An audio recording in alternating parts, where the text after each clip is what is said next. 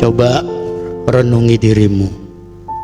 Kamu dibentuk kuat oleh keadaan dan dipaksa ikhlas oleh kenyataan. Karena itu, pandai-pandailah menjaga hati dan perasaanmu. Sebab ketika kamu susah, sedih, tidak semua orang mau peduli.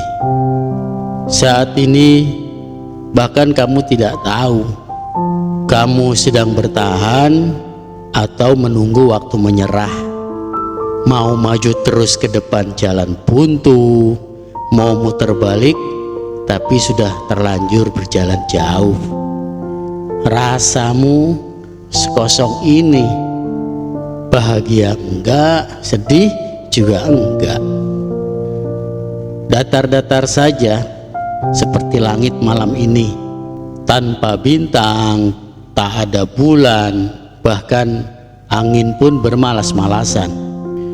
Sepi, hanya ada kamu, Dia, Allah Subhanahu wa Ta'ala, yang maha melipur sunyi. Untuk saat ini, kamu hanya mempertahankan apa yang membuatmu bahagia, dan selebihnya kamu tak peduli. Karena bagimu, rumahmu adalah dirimu sendiri. Jadi, seberapa lelah dan sedihnya hanya kamu yang mengerti. Hari ini kamu bertanya pada bayanganmu sendiri, kenapa kamu ikut denganku? Dia pun tertawa dan menjawab, siapa lagi yang kamu punya selain aku?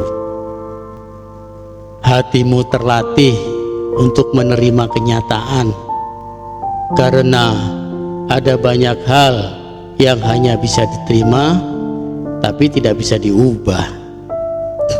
Jangan mengajarimu arti kesabaran, sebab sampai saat ini kamu masih sanggup tertawa bersama mereka yang membicarakan hal-hal yang buruk tentangmu, dan kamu menghargai mereka yang mengira bahwa kamu tidak tahu.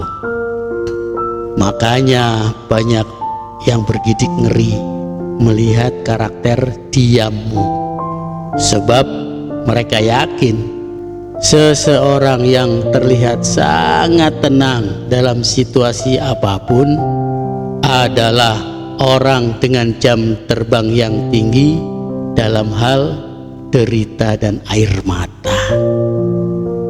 Bisa jadi mereka benar, karenanya jika ada yang coba-coba memancing emosimu, maka hatimu akan berkata, jangan takut pada marahku, tapi takutlah pada diamku, karena kalian bukan apa-apa jika aku sudah diam. Dalam lelahmu, kamu selalu berusaha menjadi rumah orang lain, padahal atap rumahmu sendiri sudah bolong, bocor, dan bahkan mau roboh. Itu saja, semoga bermanfaat. Assalamualaikum. Seseorang datang padamu lalu menceritakan semua kepedihan hidupnya. Kamu menyimak, mendengarkan, dan mencarikan solusi yang terbaik tanpa dia tahu bahwa sebenarnya hidupmu jauh lebih berantakan. Kamu banyak belajar dari sunyi, bagaimana menyimpan sendiri hal yang orang lain tak mengerti. Banyak yang berpikir bahwa kamu adalah orang yang aneh, tapi itulah salah satu cara agar kamu bisa menyimpan sedihmu tanpa seorang pun yang tahu. Sebaik-baik kesabaran adalah ketika kamu memilih diam, padahal emosimu sedang berontak meronta-ronta ingin didengarkan. Dan sebaik-baik kekuatan adalah kamu lebih memilih tersenyum, padahal air matamu sudah hampir tumpah tak terbendung. Allah meletakkanmu di tempat sekarang ini bukan kebetulan, tapi Allah telah menentukan untukmu jalan yang terbaik, karena Allah sedang menggemblengmu untuk lebih kuat dan hebat. Manusia hebat tidak dihasilkan dari kemudahan, kesenangan, dan kenyamanan, tapi mereka terbentuk dari kesulitan, tantangan, dan air mata. Tetaplah berdoa dan kamu tenang saja, karena aminmu sedang dalam daftar antrian. Allah malu jika hambanya menengadahkan tangan lalu turun dengan tangan kosong. Semua orang bisa datang karena kelebihanmu, tapi tidak semua orang sanggup bertahan ketika tahu kekuranganmu. Dan kamu tidak perlu khawatir dengan penilaian orang, karena yang menganggapmu buruk belum tentu mereka lebih baik. Kamu cukup menjadi apa adanya tanpa harus memaksa untuk menjadi istimewa. Teruslah berusaha menjadi orang baik sampai kita bertemu dengan Dia yang maha baik di alam keabadian, di dalam kemewahan surganya yang tidak ada lagi kesusahan. Wallahu a'lam bishawab. Wassalamualaikum. Tak semua amarahmu harus dilampiaskan, tak semua dukamu mesti diperlihatkan. Ada saatnya, ada waktunya. Yang terpenting, jaga ikhlas di hatimu, sebab hanya ada dua cerita dalam kehidupanmu. Dari mana kamu datang dan mau kemana kamu pulang. Dan lagi, datangmu mau cari apa? Pulangmu mau bawa apa? Dia yang maha bijak tidak akan bertanya seberapa banyak harta, pangkat, dan jabatanmu. Namun Dia akan murka jika kamu datang hanya membawa bangkai dunia tanpa membawa kemuliaan amal-amal akhirat. Tanda bahwa kamu punya hati yang baik, yang kebaikannya mampu mengguncang arasnya dan membuat malaikat terkagum-kagum, yaitu hatimu lembut dan mudah tersentuh, mudah kasihan, mudah memberi, mudah membantu orang tanpa pamrih. Bahkan kamu sering mengalah untuk kepentingan orang lain. Dan anehnya, kamu adalah orang yang paling sering disakiti, dibohongi, ditelikung, bahkan dizolimi. Sebab tidak semua orang tahu diri untuk sekedar berterima kasih.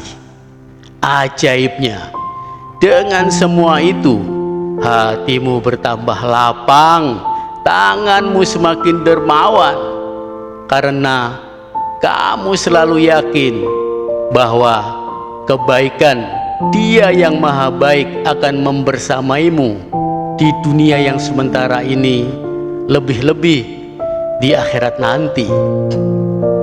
Dalam sepimu, kerap kamu merenungi dirimu sendiri. Ya Allah, aku sakit, tapi tidak tahu bagian mana lukanya.